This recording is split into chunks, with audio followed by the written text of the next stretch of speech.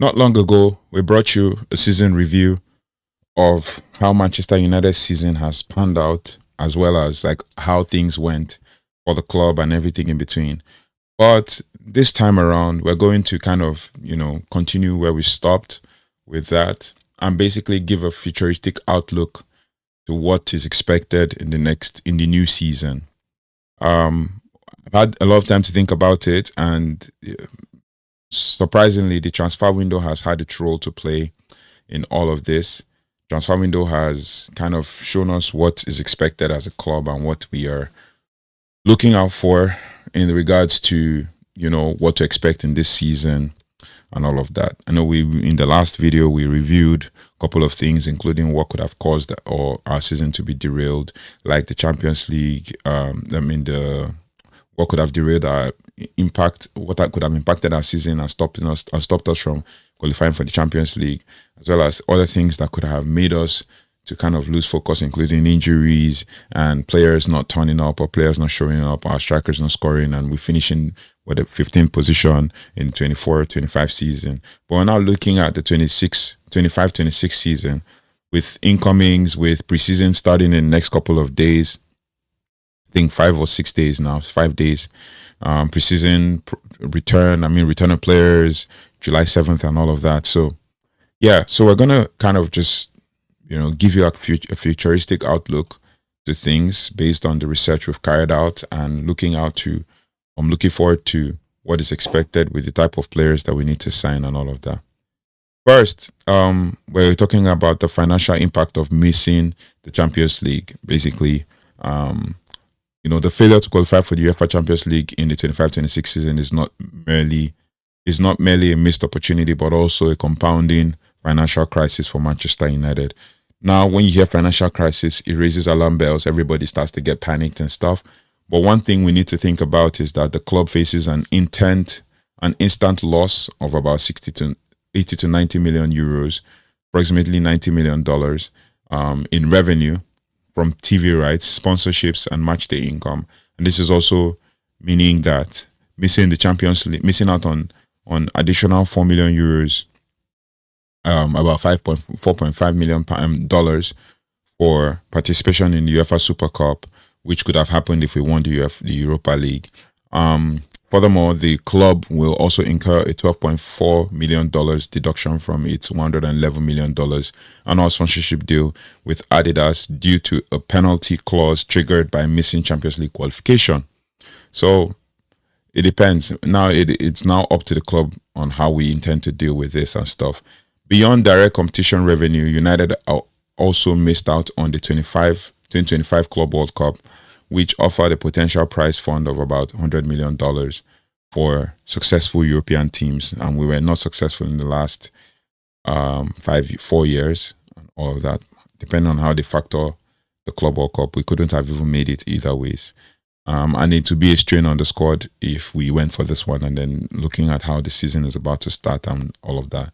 Now, the club's revenue growth has also been slower than that of its biggest English rivals, except for Chelsea, over the past 5 years, dropping from 8th to 15th in the Premier League standings. And also, this means that there's a significant reduction in approximately 22 million, around $29.5 million in Premier League prize money. And this is also a contributing factor to another projected loss-making season following a £113.2 million deficit last year and cumulative loss of £236 million, approximately $360 million over 3 preceding years. But when I brought you news earlier, when the club released some of its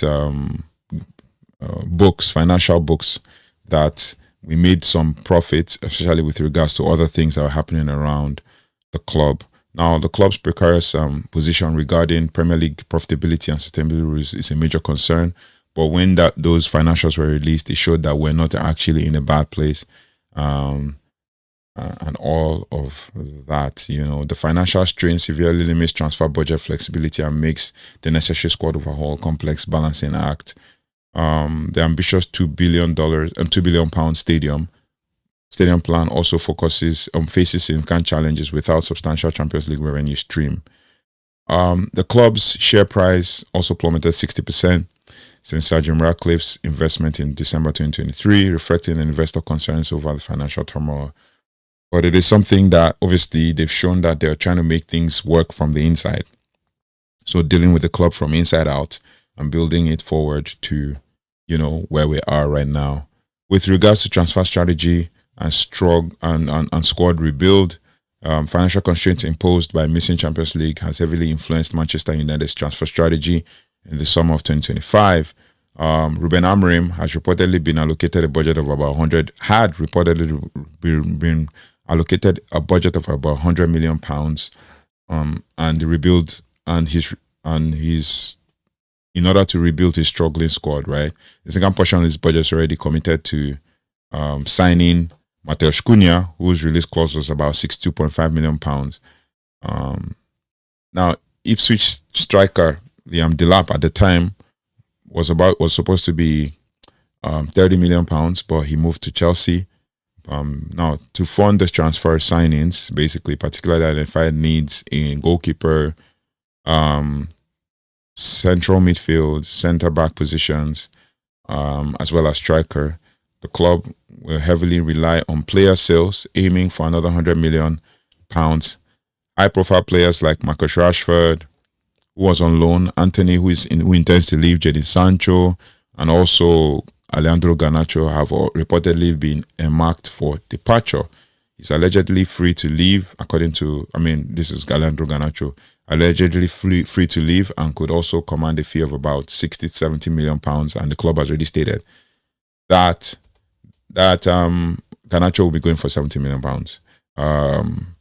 Basically, Bruno Fernandes was reportedly subject to a £100 million move to Saudi Arabian club Al Hilal. Obviously, if he had gone, he'd probably play in the Club World Cup now, but he decided to stay. Heavy reliance on player sales, including key players, indicates a forced devaluation of assets. Now, this strategy, while necessary due to financial constraints, risks weakening the squad further in short term and also signals a pragmatic rather than purely performance-driven approach to transfers. Confirmed free transfers exits include Victor Lindelof, obviously, recently let go. Jonny Evans, recently recruited to be on the staff of the club with regards to academy and loan pathways.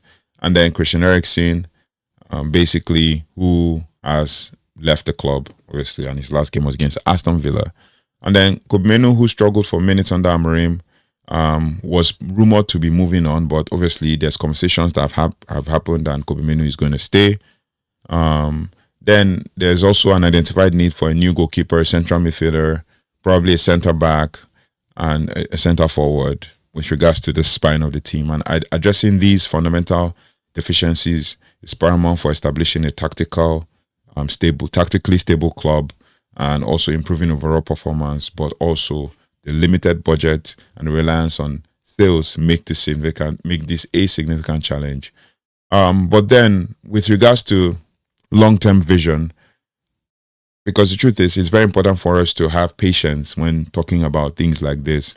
But Man United fans also want something new, something to happen, right? Now, Sir Jim Ratcliffe has also consistently emphasized the need for patience and getting the house in order, as he always says, a fundamental step in Manchester United's long-term transformation. His commitment to the managerial, gains, philosophy, pioneered by Sir Dave Brailsford, who has actually stepped down, and then obviously Jason Wilcox, who is now the new sporting director, as well as Christopher Vivell, who is now the recruitment director. And, it suggests like a methodical, incremental approach to improvement across all the operations, not just on the pitch. Now, the long-term strategy, while effective in other sports, requires a sustained patience from fans and stakeholders, as immediate dramatic turnaround are unlikely given the scale of the club's systematic issue. The public declaration of Mission 21 targeting Premier League glory in 2028, the club's 150th anniversary creates a paradox. While Ratcliffe calls for patience and these ambitious targets sets an external benchmark that could lead to impatience if progress is not linear. If progress is not observed, fans can become impatient. And then managing fan expectations and maintaining belief during a potentially prolonged period of rebuilding will be crucial. Now, the proposed new stadium, a 5-year project, further, underscores the long-term future nature of INEOS's vision. The future of Manchester United hinges on the successful implementation of these comprehensive, multifaceted strategy, demanding reliance, strategic decision-making, and unwavering commitment to the long-term vision, despite a long-term setback and financial pressures. Now, in conclusion, to the futuristic plan for Manchester United, I know everybody wants to hear, oh, we are signing this player, or then we want to be seeing the progress and all of that. But a lot of things are hinged around this, and Manchester United fans need to kind of find a way to balance the patience with optimism and all of that. Now, 2025 season for Manchester United was a stark illustration of the club's deep transition, marked by a confluence of on-field underperformance and profound, off-field restructuring. But the historically worst Premier League finish, coupled with failure to secure the European football for the upcoming season, highlights systemic issues that extend beyond individual player to managerial shortcomings. The repeated tactical vulnerabilities, particularly against direct rivals, and the team's fragility under pressure point to the fundamental disconnect between the squad composition and tactical philosophy.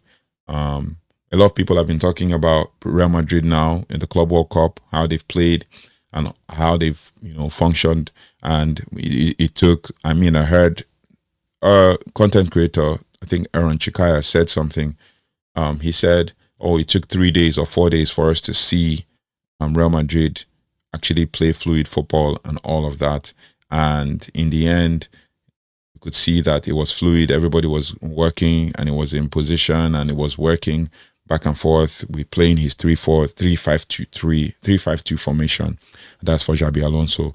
Then I think he was probably trying to compare with what is going on at Manchester United. And in truth, we will not deny that is what's happening at Man United, that it's taking time for us to adjust.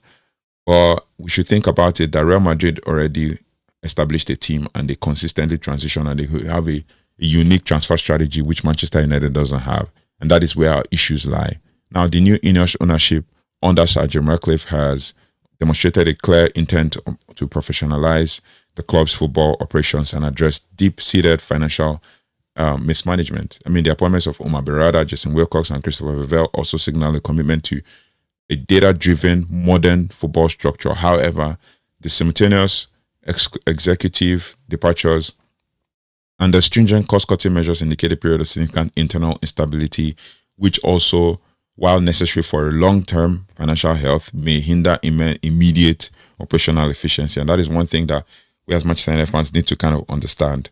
The future of Manchester United is defined by a demanding complex rebuild. Now, the financial repercussions of missing the Champions League are severe, but limiting transfer budgets and necessitating strategic player sales, which could also further devalue the club's asset in the short term, is what we're facing now. And this challenge lies in acquiring suitable talents for Ruben Amorim's distinct tactical vision within these financial constraints, while simultaneously addressing critical weaknesses across the squad's spine. Ultimately, Manchester United is embarking on a marathon, not just a sprint, towards its ambitions, its ambitious Mission 21 target of Premier League glory by 2028.